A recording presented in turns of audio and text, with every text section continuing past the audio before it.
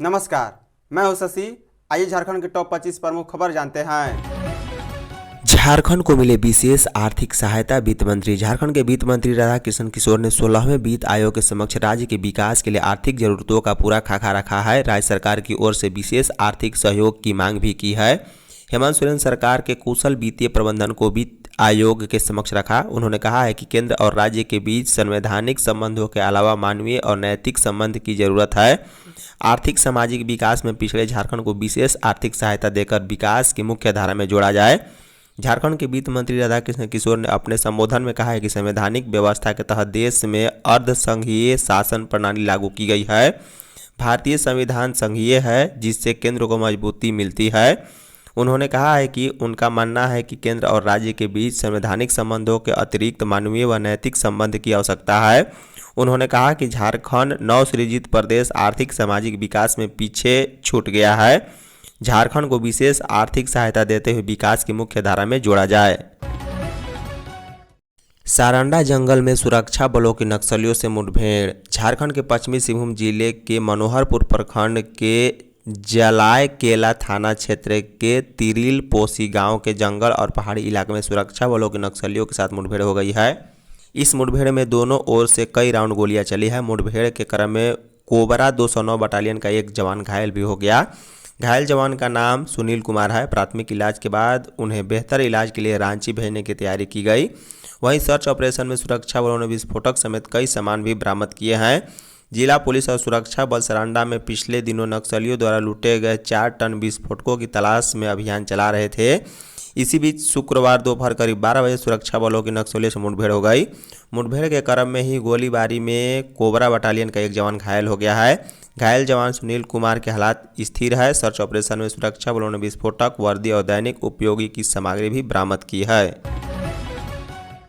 हेमंत सरकार जो कहा वो करो, रांची में बोले आदिवासी मूलवासी। झारखंड जनाधिकार महासभा से जुड़े हजारों लोग शुक्रवार को रांची पहुंचे। सभी ने राजभवन के समक्ष धरना प्रदर्शन किया। प्रदर्शन कर रहे लोगों ने राज्य सरकार से लंबित घोषणाओं और चुनावी वादों को पूरा करने की मांग की। इस दौरान एलिना होरो ने कहा है कि 2024 विधानसभा चुनाव के दौरान गठबंधन दलों ने जंगल, जल, जमीन, पहचान और स्वशासन संबंधी कई वादे किए थे। बीते वर्ष सितंबर 2024 में भी महासभा ने इन मुद्दों पर धरना दिया था और मुख्यमंत्री हेमंत सोरेन से मुलाकात भी की थी, लेकिन उन्हीं मुद्दों को लोग सड़क पर आंदोलन करने को मजबूर हैं। आलोका कोजूर ने कहा है कि चुनाव में आदिवासी मूलवासियों ने फांसीवादी, सांप्रदायिक और झारखंड विरोधी भाजपा के विरुद्ध इस अपेक्षा के साथ गठबंधन सरकार का चुना था कि जन मुद्दों पर कार्रवाई होगी, लेकिन अभी तक कोई कार्रवाई नहीं हुई, बल्कि कई मामलों में सरकार ने झारखंड हित के विपरीत फैसले लिए हैं। स्थानीय निकाय चुनाव जल्द कराने का स्पष्ट संदेश। 16वें वित्त आयोग के अध्यक्ष डॉक्टर अरविंद पनगढ़िया ने झारखंड सरकार को स्पष्ट संकेत दिया है कि स्थानीय निकाय चुनाव जल्द कराए ताकि केंद्र से बकाया राशि प्राप्त हो सके। होटल रेडिसन ब्लू में शुक्रवार को आयोजित प्रेस वार्ता में उन्होंने कहा है कि यदि दिसंबर 25 तक राज्य सरकार स्थानीय निकायों के चुनाव करा लेती है तो पिछले वित्तीय वर्ष की बकाया राशि भी उपलब्ध हो सकती है, अन्यथा यह राशि लैप्स हो जाएगी। इससे झारखंड को लगभग 1500 करोड़ रुपए का नुकसान हो सकता है। डॉक्टर पनगढ़िया ने स्पष्ट किया है कि विशेष राज्य का दर्जा या विशेष पैकेज वित्त आयोग के दायरे में नहीं आता। राज्य सरकार को अनुदान की राशि केंद्रीय बजट से सशर्त दी जाती है, जिसके भुगतान में देरी पर वित्त आयोग का सीधा नियंत्रण नहीं है। उन्होंने हाल के वर्षों में राज्य सरकार के वित्तीय प्रबंधन की सराहना करते हुए प्रति व्यक्ति आय समेत अन्य मानकों को चुनौतियां बताई है। 16वें वित्त आयोग से 5 वर्षों के लिए 3.03 लाख करोड़ की मांग। झारखंड सरकार के मंत्रियों और विभाग के अधिकारियों के साथ शुक्रवार को 16वें वित्त आयोग की बैठक संपन्न हुई है। 16वें वित्त आयोग के अध्यक्ष अरविंद पनगढ़िया की अध्यक्षता में करीब 2 घंटे तक बैठक हुई। राज्य सरकार के मंत्रियों की ओर से आने वाले 5 वर्षों के लिए 3,03,000 करोड़ रुपए का ग्रांड अनुदान की मांग रखी गई। बैठक में शिक्षा, स्वास्थ्य से लेकर तमाम इंफ्रास्ट्रक्चर को देखते हुए 16वें वित्त आयोग से कई मांग की गई है। वित्त आयोग की तरफ से आश्वस्त किया गया है कि हर संभव सहयोग किया जाएगा। बता दें, राज्य सरकार उम्मीद भरी नज़रों से वित्त आयोग को देख रही है। बैठक में वित्त मंत्री राधाकिशन किशोर, मंत्री सुदीव्य कुमार सोनू, मंत्री रामदास सोरेन, मंत्री योगेंद्र प्रसाद महतो मौजूद रहे। वहीं बैठक में कई विभागों के अधिकारी भी उपस्थित रहे। कोरोना पॉजिटिव सैंपल की कराए जीनोम सीक्वेंसिंग। राज्य में कोरोना संक्रमण रांची से जमशेदपुर तक पहुंच चुका है। रांची में मिले 4 संक्रमितों के बाद जमशेदपुर में भी 2 पॉजिटिव मिले हैं। संक्रमितों की संख्या अब 6 हो गई है। इसके बाद स्वास्थ्य विभाग के अपर मुख्य सचिव अजय कुमार सिंह ने सभी जिलों को एडवाइजरी जारी कर दी है। उन्होंने सैंपलों को रिम्स भेज जीनोम सीक्वेंसिंग कराने का भी निर्देश दिया। सभी डीसी और सिविल सर्जन को भेजी गई एडवाइजरी में उन्होंने निवारक उपाय सुनिश्चित करने व गंभीर श्वसन बीमारी की गहन निगरानी और जांच का निर्देश दिया। स्वास्थ्य सुविधाओं में बुनियादी ढांचे की तैयारी सुनिश्चित करने को कहा है। ऑक्सीजन की उपलब्धता के लिए जिले में 31 मई को ऑक्सीजन इंफ्रास्ट्रक्चर मॉक ड्रिल कर रिपोर्ट देने को भी कहा। रांची में कोरोना के 2 नए मरीज मिले। रांची में कोरोना के 3 एक्टिव मरीजों का पता चला है। इनमें 2 नए संक्रमितों का शुक्रवार को पता चला। रिम्स में मोहम्मद अली नामक 60 वर्षीय वृद्ध की जांच करने पर वह कोरोना पॉजिटिव मिला। वहीं सीएचसी पीएचसी में 15 मरीजों की जांच में एक अन्य के संक्रमित होने का पता चला है। तीसरे मरीज का भी शुक्रवार को पता चला है। सिविल सर्जन ने बताया है कि इस तरह रांची में 3 एक्टिव मरीज हैं। बताया गया है कि रिम्स के ट्रामा सेंटर में उपचाराधीन मोहम्मद अली 60 वर्षीय नामक मरीज की स्थिति फिलहाल गंभीर बनी हुई है और हाई फ्लो में रखा गया है। उन्हें अन्य मरीजों से अलग रखकर उपचार दिया जा रहा। डॉक्टर भट्टाचार्य ने बताया है कि मरीज 2 से 3 अस्पताल होते हुए रिम्स में उपचार के लिए पहुंचा है। प्रोटोकॉल के अनुसार जब मरीज को फेफड़ों में परेशानी थी तो कोरोना की जांच करवानी चाहिए थी। मुख्यमंत्री ने परिवार के साथ बद्री और केदार में की पूजा। झारखंड के मुख्यमंत्री हेमंत सोरेन ने परिवार संग केदारनाथ धाम पहुंचकर बाबा केदार के दर्शन किए। साथ ही उन्होंने बद्रीनाथ में भी दर्शन किए हैं। हेमंत सोरेन शुक्रवार को सुबह अपने परिवार के साथ केदारनाथ पहुंचे। मंदिर परिसर में पहुंचकर उन्होंने परिवार संग विधिवत पूजा अर्चना की। इस दौरान उन्होंने देश की सुख समृद्धि के लिए प्रार्थना की और बाबा केदार से आशीर्वाद लिया। बता दें केदारनाथ में पूजा अर्चना के बाद सोरेन बद्रीनाथ धाम पहुंचे। यहां उन्होंने भगवान बद्री विशाल के दर्शन पूजन किए।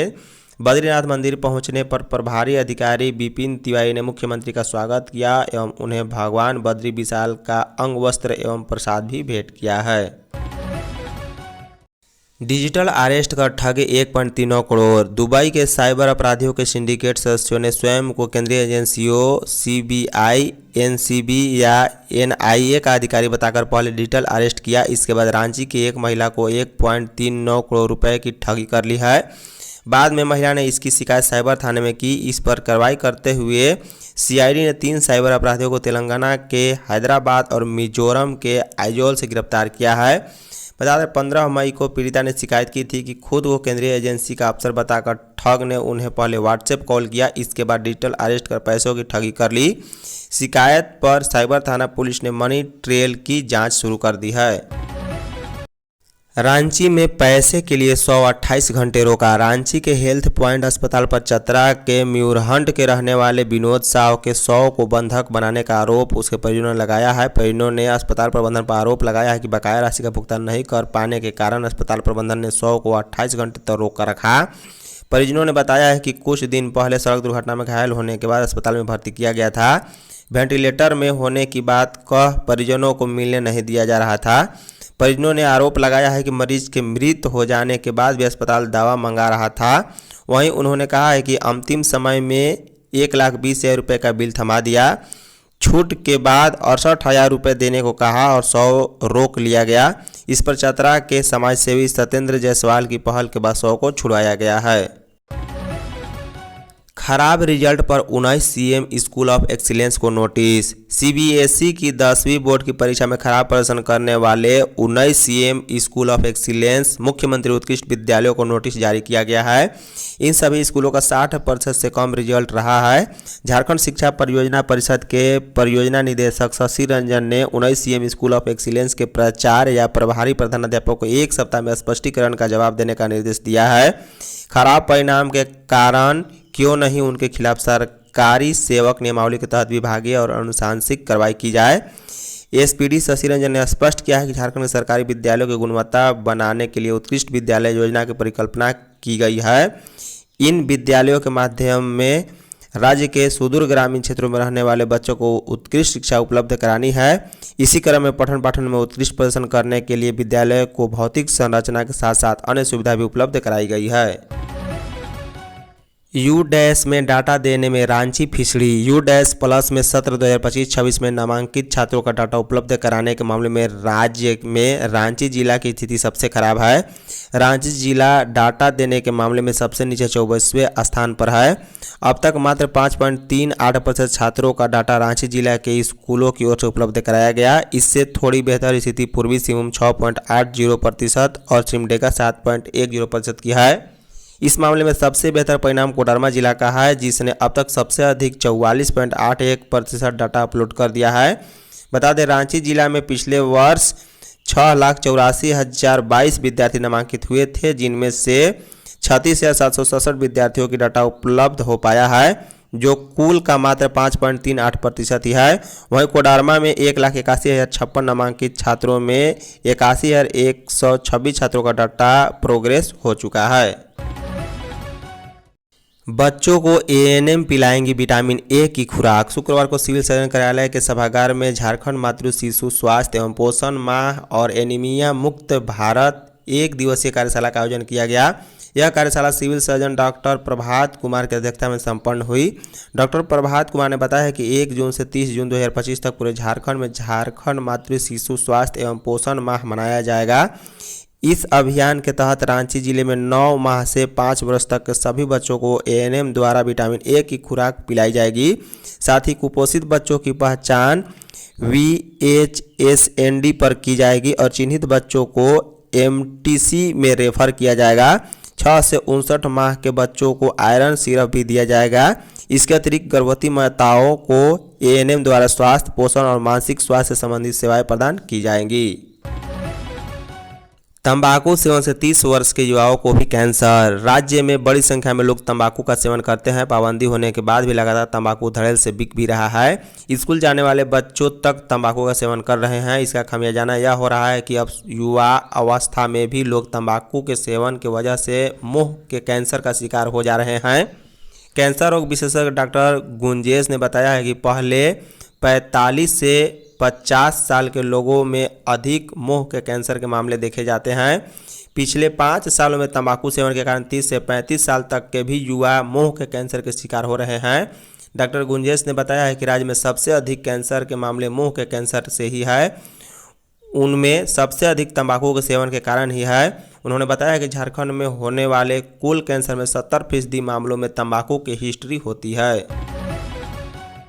बोकारो में पति के सामने शराब पिलाकर महिला से गैंगरेप। बोकारो शहर के सेक्टर 12 थाना क्षेत्र में पति पत्नी को जबरन शराब पिलाकर पत्नी से सामूहिक दुष्कर्म किया गया। घटना गुरुवार रात 9 बजे की है।